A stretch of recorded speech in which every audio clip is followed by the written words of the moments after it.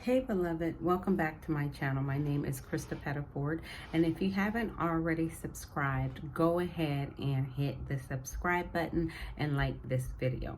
That would mean so much to me. Today I want to continue to talk about building the house of the Lord with the prophetic message on what are you building. And I want to teach from the scripture 127. Psalm 127, 1 and 2, and it says, "Unless the Lord builds the house, they labor in vain who build it. Unless the Lord guards the city, the watchman stays awake in vain. It is vain for you to rise up early, to sit up late, to eat the bread of sorrows, for he gives his beloved sleep." But the part I really want to focus in on is, unless the Lord builds the house, they labor in vain who build it. And so I want to help you evaluate what you're doing and why you're doing it. Some time ago, when I was doing a lot of things and I needed to take some things off my plate, the Lord began to share with me, ask me the question if it was good or God. If what I'm doing, some things are good, but they're not God's perfect plan for us.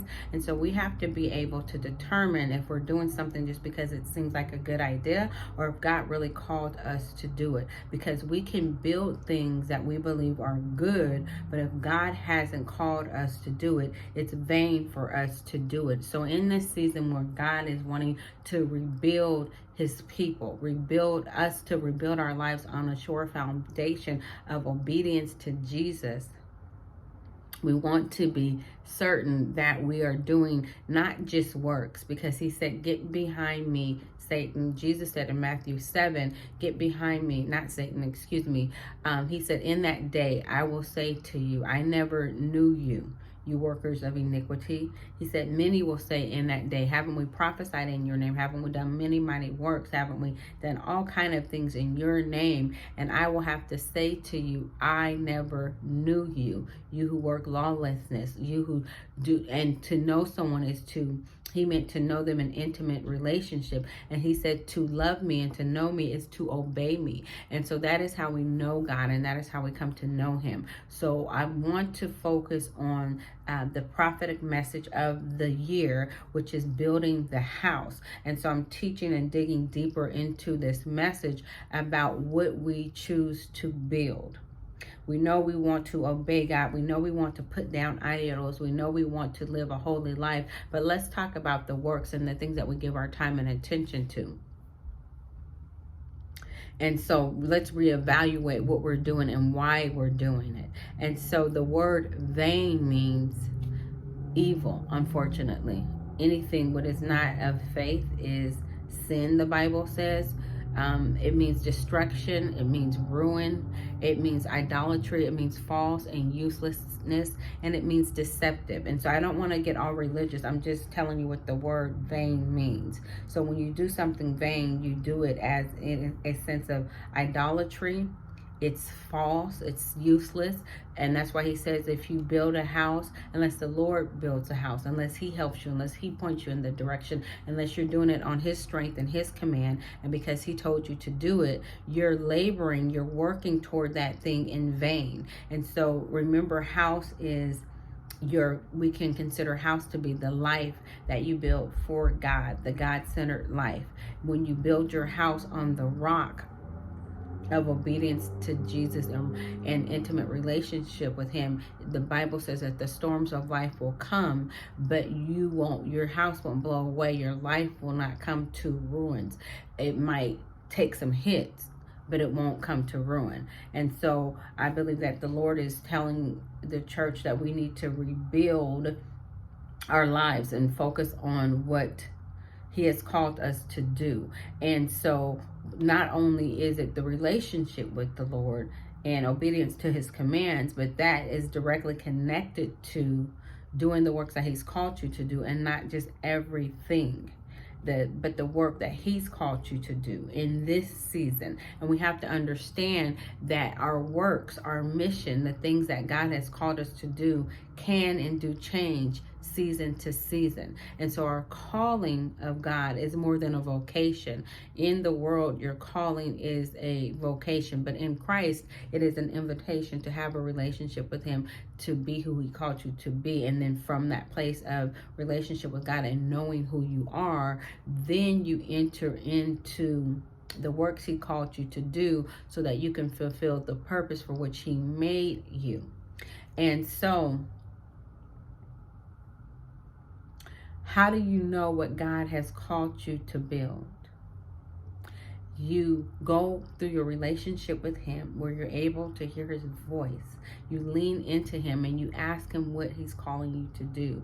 And then you have to be willing, as you know his voice, to lay down what he tells you to lay down and to hold on to what he tells you to hold on to. Sometimes he will tell you to build something that you want to give up on. He will tell you to hold on to something that you feel like is in vain, that you feel like it's not making any sense and it's not working, but God will call you to build that thing. And the thing that you want to build that seems easiest, that seems that will be profitable to you, God will tell you to let go or let somebody else do, to walk away from. And so sometimes we do not understand, but God says it's vain to do something that he hasn't called you to do, because he sees the end from the beginning. And so he knows our expected end. He knows the way that we take. He knows that what we do, where it's going to lead us and guide us, and where our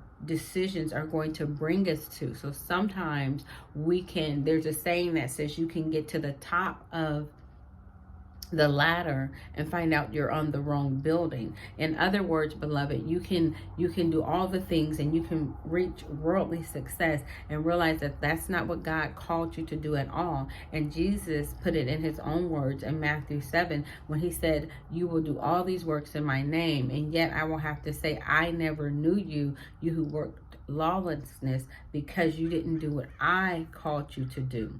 And so you have to stay rooted in him and make the main thing the call to be in deep, intimate relationship with him. Because if you don't, there's not really a way to stand against the desire to want to do things your own way. And sometimes we think it should get easier, but sometimes it gets harder. Sometimes it doesn't get easier. The tests get harder, but we get stronger and we have more strength to stand against it. And so I want to share this test with you that I have done whenever I come into a new season or whenever I'm ending a season. And you can also get my freebie, 5 clarifying questions for every season of life, that will walk you through the 5 clarifying questions that will help you understand what God is asking you to lay down, what he's asking you to keep lifted in prayer, what he wants you to learn out of this season so that you can gain the beauty, the blessings, the purpose, and the lessons that he has for you. But here is another test that I put up on my website probably back in 2017, and it's something I refer back to. And even though I had started reading this book by John Bevere called Good or God, I really didn't get far in it. So I don't know if he has this test in his book. If you've read it, then let me know. But as I was reading it, because I am a creative person and God will just give me things, I decided to do the good or God, to create this good or God test. And so I think I was maybe in chapter 1 or 2. But this is what I want you to do. On a single sheet of paper, in your journal or someplace, in the middle, make 2 columns and make a line down the middle so you can make 2 columns. And at the top of the paper, write good on one side and God on the other. And then take some time to sit with the Father and pray over everything that is on your to-do list. Pray over all of your dreams and the things that you are currently involved in and the things that you've said yes to in your life, in ministry, in your church, at work, and all, even in your personal life and relationships. Put all those things, list all those things and in the good or God side.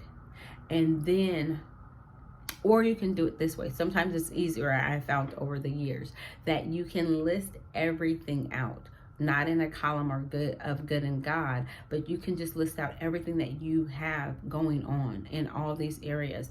And then you can honestly, as you sit with the Father, put good or God next to it.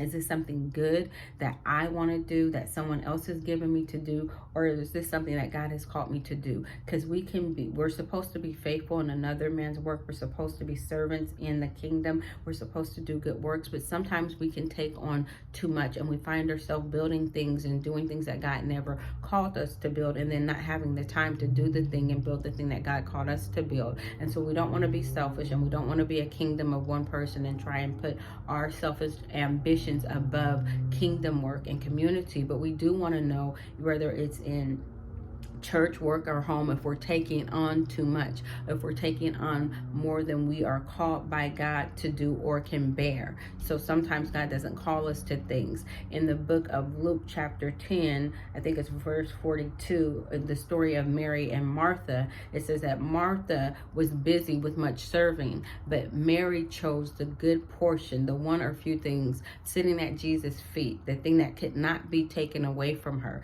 She chose Jesus. And so when we choose to work from a place of rest and relationship with the Lord and making him first and doing only what we hear our Father do, then we're not laboring in vain, because we're not doing all these projects and things that we think is going to either, and sometimes it's not material things, sometimes it's not about worldly success, sometimes it's not about ministerial success, sometimes it's about the search for happiness and joy. Sometimes we're doing things and working on our personal growth and spiritual growth, and those are good things, but we're doing all these things and we're so busy doing in this generation that we don't take the time to actually be and rest and practice the things that we already know. And when we practice the things and we do the thing that God has already told us to do, that helps us grow. It's not about so many new things or doing so many things. It's about the practice of doing the one or a few things repeatedly,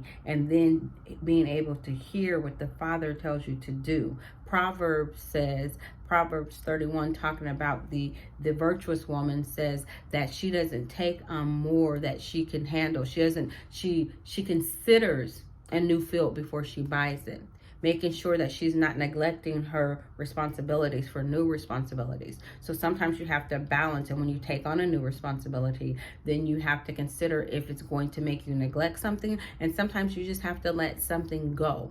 And God will call you to do that, because he calls you to different things in different seasons. But you don't want to be so busy that you're neglecting things or nothing is getting all of your attention. I've been there. And so this is a practical teaching, but it is talking about how to walk out the prophetic word in this season. The prophetic expression and meaning of this year is to build your house. So you don't want to be building all over the place. You want to build a firm foundation, and you want to make any repairs, and you want someplace where the Lord can dwell, and you don't want to be laboring in vain. And so then once you write things out, ask yourself, what is good and what is God, as you sit with the Father and ask the Lord, and you'll get that check, okay? Because the things that God told you to do, you can trace back, and the other things you might think, oh, that was a good idea, but did God ordain me to do this?